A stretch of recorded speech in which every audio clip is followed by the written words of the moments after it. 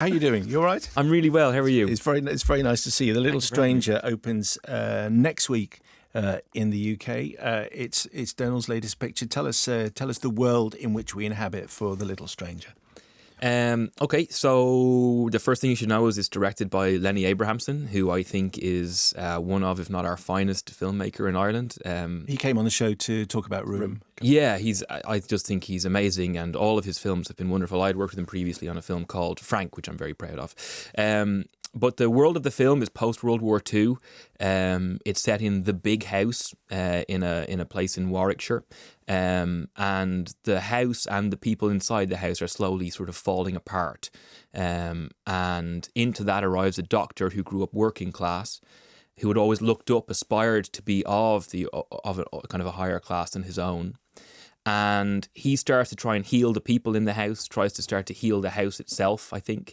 And this ghostly element which is in there starts having an influence on everybody who's in there. And I think things get pretty interesting. But Charlotte Rampling is in it. Ruth Wilson is in it. Will Poulter and Liv Hill. So you've got just the best of British actors in there as well. So that is my pitch. Yeah. Well, okay. Well, that was a fabulous description of the film, which you could never have been that pithy. No, well, I'm not in it. No, I know, but it was just like it was complete. That was well done. Thank you very much. You're more than welcome. Well, Mark's. Oh, well, that's very good. Okay, so and this is based I feel on. awkward now. It's based That's on how we like our guests. Oh, good. It's based on the novel by Sarah Waters, which a number of people will have read, and it's sort of famously ambiguous about the way it tells its story. But you're Faraday, so just a bit more about Faraday, because he's a very, I think we quickly feel he's a very repressed character. You certainly feel as though you're carrying something. There's a lot going on underneath that stern face of yours. Yeah, it's interesting you would use that phrase, carrying something. Early on, Lenny said to me, if you carry something explosive, you walk carefully. I think that Faraday has been, a lot of it's about the class system. It is a drama, I think. Over in America, they kind of marketed it as a kind of a horror sort of thing, which is never the space it occupied in my mind. To me, it's a drama for grown-ups. It's a film for grown-ups, and it has this ghostly thing which kind of drives it forward. Faraday was born into a class that he feels ashamed of being a part of, and he wants to be of the house. And that's a hole he can never fill, because he could have all the money in the world, but the way the class system works, it doesn't matter. If you're not born into it, you'll never be of it, And so he carries a lot of repressed anger, guilt, a lot of lust. And he sees Caroline Ayres in particular, played, I think, just stunningly, magnificently by Ruth Wilson. He sees her as his way into the house, and she sees him as her way out. Yes. So they both kind of want opposite things, and yet they look to get it from each other. And and then the kind of this ghostly presence starts to make its presence felt. Let's play a clip from the film. This is your character, Dr. Faraday, meeting Caroline Ayres, played by Ruth Wilson, at a drinks party at Hundreds Hall. Oh, Doctor. Welcome. Forgive me, I rang, but... Afraid I've been pinning the house back together. So I see.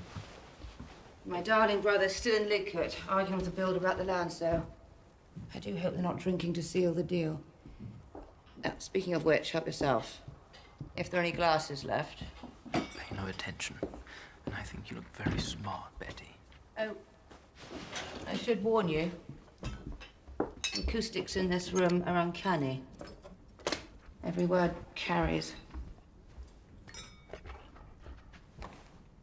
You, Miss Ayres, look beautiful.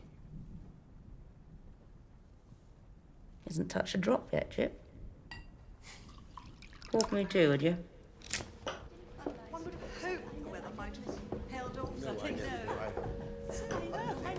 Mr. and Mrs. Rossiter, Miss Dabney, my dear. How are you? Quite well. Nice to see you. Very Nice to see you. Good evening. Nice to see you. Perhaps you know our Dr. Faraday. Good evening. Oh, I hope no one's unwell. Oh, no. The doctor is a guest. Ah, one of us. So is your character, is Faraday affecting the voice of the establishment? Is he speaking posher than he actually is then? Yes, I think so. Yeah, I think what Lenny wanted for the accent was for him not to have lost his accent. I think in a way he's weirdly proud of where he came from. It would have taken a lot of work to become a doctor. Well, it does for anybody, but particularly coming from where he came from. And yet he does aspire to have this upper class thing. So we kind of worked in some Warwickshire vowels into a more kind of classical English accent. I think it's funny. It's the tiniest bit jarring, I think, and I think it hints at the battle that's going on within himself always. There's also the sense all the way through that it might crack, because you feel like he's putting on a performance, and you feel like he's putting on a face that at any point might actually crack. And then, of course, there's a central discussion about that idea that you have the external side of you that you show, and the internal side that can become almost personified. And so you do get that sense that he's putting a facade in front of himself. Yeah, I think everything about him, I think the way he looks, I think his moustache, I think everything about him is to present something, is asking to be respected. Even his profession, he's asking to be respected. He's asking to be a part of something better in his eyes than he was born to.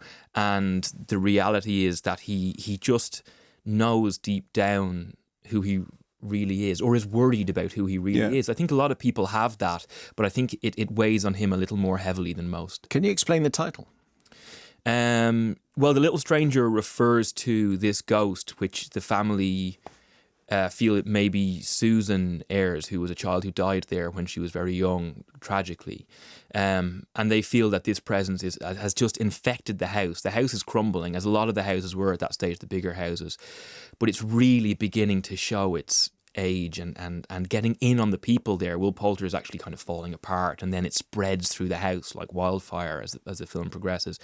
And so The Little Stranger is the thing which is pushing them towards catastrophe. And there is debate in the film as to whether it is supernatural, about whether they're doing it to themselves, or about whether it's being done to them. It's all to do with class. And I think what I loved when I read the script was that the very last image of the film, Lenny is just so deliberate. I mean, he's just so clever. The very last image of the film, I think, tells you everything you need to know about what has been going on. Despite the fact that there is ambiguity in the novel and the film, I think that last image is a beautiful one. Yes, which we won't talk about. No.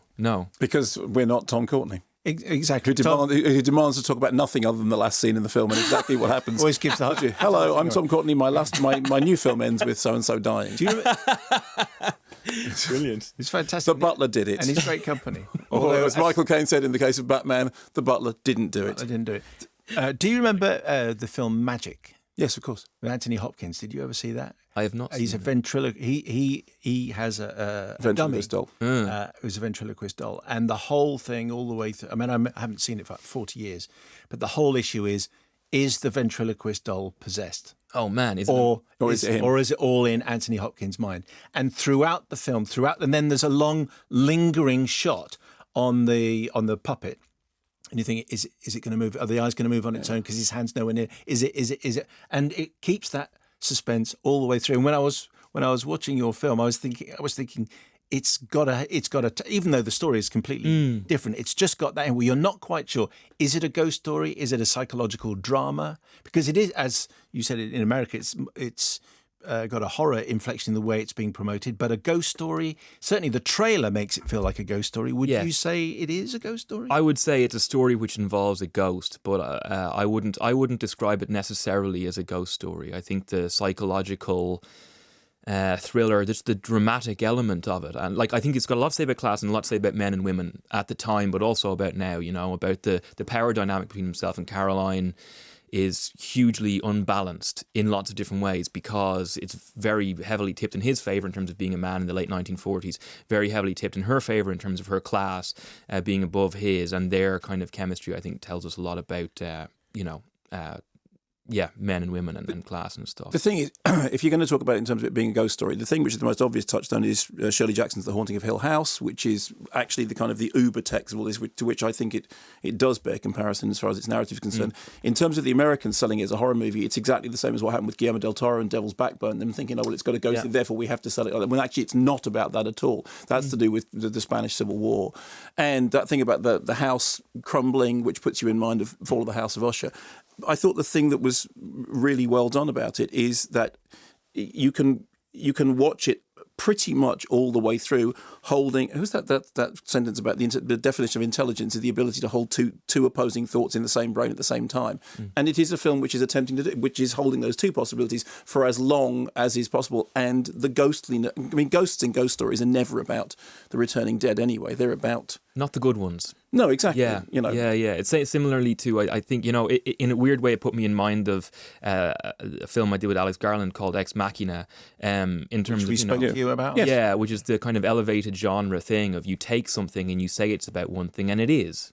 The plot is about that thing, and then the story itself, I mean, like the meaning of it is about something else. It also weirdly reminds me slightly of a different Anthony Hopkins film, Remains of the Day. It's got something of that, of just the poise of something being held, something very, very delicate and fragile, being held very, very carefully for fear that it will shatter. Is it true that when you got the script the first time round that you were slated for a different part? Yes, yeah. Lenny had called me about a different role in the film, and which role did he want you to? I won't say because a great actor ended up playing it. It might not be the one that you expect, but it was. You played the little girl when I read it. 6-year-old girl. Yeah, Domhnall, we want to stretch you in this part. He did it with it was all motion capture. Oh, yeah, that was still me. I mean, I still played that part. Obviously, I'm not going to give up a role. But yeah, when I read it, I just, I'd been looking for something that felt like it was complex. And when I read this, I felt like I really understood him and was quite moved by his problems that he had, because I think we all suffer with worrying about who we really are. I mean, worry that who we are is not the person that we wish we were. I think like that's just something that, well, it certainly terrifies me, and I think that he just lives in dread of that from moment to moment. That I fell in love with him. So you said to Lenny Abrahamson, "Can I be him?" Yeah, and he's older in the novel. There's a bigger age difference, and that comes to bear in the novel in a different way. The novel's stunning by Sarah Waters, and they kind of rejigged it a little bit in this to kind of facilitate me being closer in age to Ruth.